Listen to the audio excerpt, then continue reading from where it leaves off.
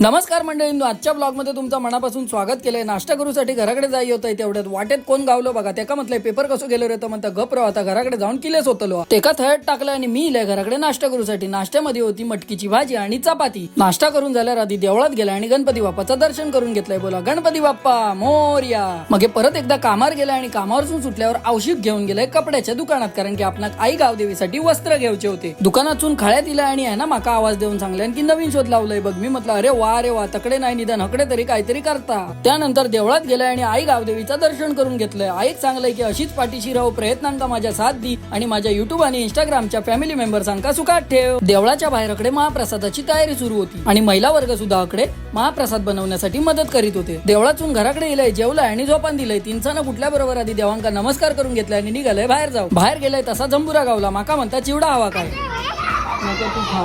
काय दे चिवडा